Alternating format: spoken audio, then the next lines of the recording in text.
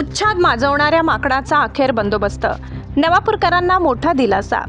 वारंवार त्रास देणारे माकड वन विभागाच्या ताब्यात, नागरिकांनी सोडला सुटकेचा निश्वास।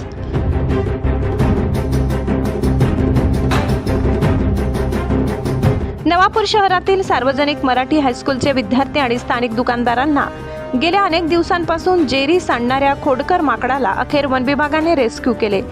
या माकडाने शहरात अक्षरशः उच्छाद मांडला होता, त्यामुळे नागरिक कमालीचे त्रस्त झाले होते। विशेष म्हणजे 2 महिन्यांपूर्वीच वन विभागाने या माकडाला पकडून सुरक्षितरित्या जंगलात सोडले होते। मात्र मानवी वस्तीची सवय झाल्याने हे माकड पुन्हा शहरात परतले आणि त्याने आपला उपद्रव सुरू केला। शाळेत शिरून विद्यार्थ्यांना त्रास देणे आणि बाजारपेठेतील दुकानांचे नुकसान करणे अशा प्रकारांमुळे परिसरात भीतीचे वातावरण होते।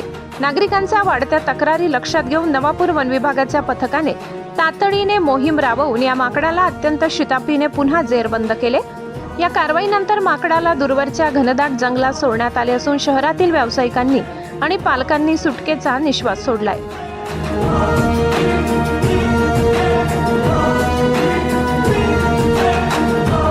सम्राट V7 न्यूज साठी मुख्य संपादक रसिक गावी यांचा रिपोर्ट।